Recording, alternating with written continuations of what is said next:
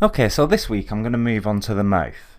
Now in most cases with the mouth it's better to model the mouth open rather than closed, and this is because it's easier to close a mouth that's been modelled open than it is to open a mouth that's been modelled shut. So that's what I'm going to do here.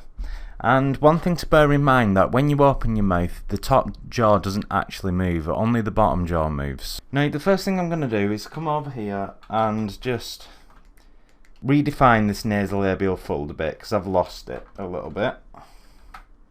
Something like that, just so I can see where I'm going. And I don't want the mouth to move outside of this at all, so the edges of the mouth are going to be somewhere around here. And what you'll find is that the middle line of the mouth lines up with where the jaw turns here. So I'm going to be looking to put the middle of the mouth around here, and that will be the bottom of the top lip. So for that, I'm just going to create a sort of M shape that'll do sort of flick up at the top. I've done it a bit too high though, so I'm just going to retry that. Something like that, and then I'm going to create a little valley like that, and then bring it down like this. Then I'm just going to check that it's creating the barrel shape that I mentioned last week, because that's super important for the mouth. So this mouth is wrapping around the teeth, and it should look something like this. Okay, so now I'm going to move on to sculpting the lips, and a nice way of remembering the shapes of the lips is to think of a bird sitting on a nest. So if you can imagine that the top lip resembles the body of the bird and the wings of the bird, which sits on the bottom lip, which resembles the shape of its nest. Okay, now what I'm going to do is just build up the top lip a little bit, because what you'll find is that the top lip sort of sits on top of the bottom lip, so I want this to be built up a little bit. And what I'm going to do is just carve out a space for the bottom lip, because as I say, the top lip sits above it, so it's easier to carve out the bottom first and then build it up. Remember, this mouth is going to be open as well, and I'm just thinking about the shape of the sides here. I'm thinking about the planes of the lips while I'm doing this. So I'm going to carve it a little bit more, and then I'm going to decide where the bottom of my bottom lip's going to be. And I think I'm going to have it here, like sort of how I've defined it. So then I'm just going to mark out where the chin will start. Now the chin looks really small now, and the reason that is because I've opened the mouth without moving the bottom down, if that makes sense. So what I'm just going to do is just make this a little bit bigger like this. So the jaw is going to rotate from round here, so you don't want to move this too much, and then yeah, that looks a little bit better. Then just check it from above and below again. Just want to check the rest of the face looks correct. So I'm just going to check it from side view, and I'm just going to pull back where this lip's going to be, just to make sure it sits underneath the top lip. And I'm going to define this a little bit, and then I'm going to build back up this bottom lip like this.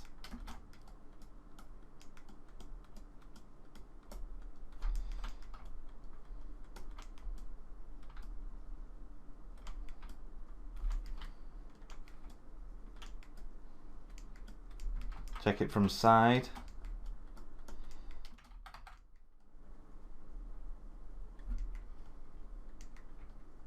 Something like this. Checking it against my reference.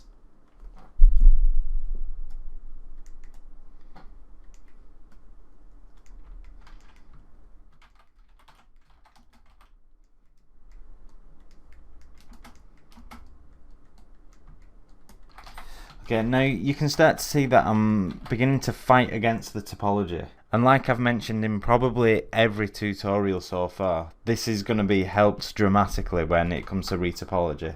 And I think I'm probably going to get to that next week. Now, some people solve this by using Dynamesh, but what I find with Dynamesh is that it's really good for sort of merging all these components together, but then you kind of lose control of your mesh a bit. So I like to retopo as soon as possible. Just going to define the edge of this lip like this. And then Make sure it's working 3/4 as well. Check it from 3/4 like this.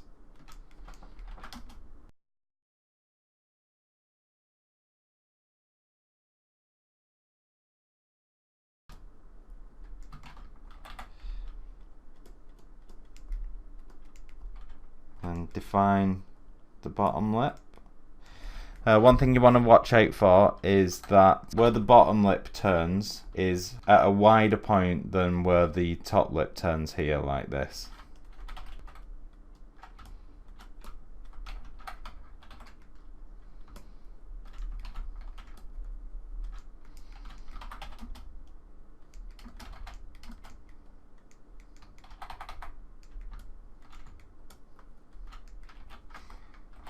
I'm just going to lay in some clay for the nodes of the mouth here.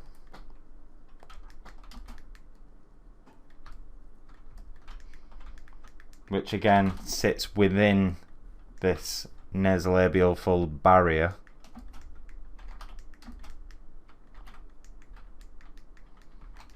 I'm going to build up this bottom lip again.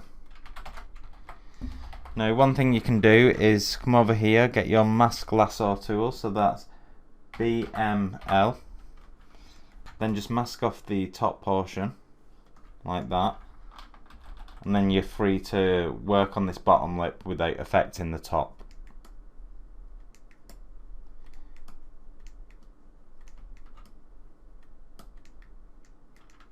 And I'm starting to close the mouth now unintentionally, so I'm just going to reopen that a bit. Now one thing I like to do if I'm modelling the mouth open is just put in a proxy cylinder for the teeth. So I'll just shrink this down like this, and then sort of just place that in at a slight angle, then fill that with a toy plastic in white, and then I'm just going to make that a bit wider like that. And that just gives me a nice visual representation of the teeth to just place these lips a little better.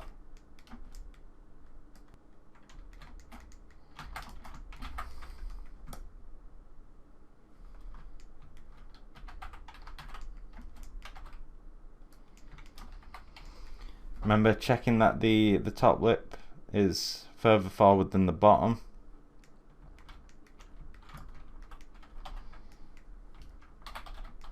Then carve out a little bit for the philtrum like this.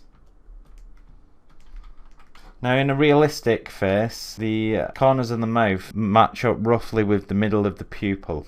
While that's not necessarily true for a stylized face, I do feel as though it's making the mouth look a little bit small, so I'm just gonna stretch that out a little bit.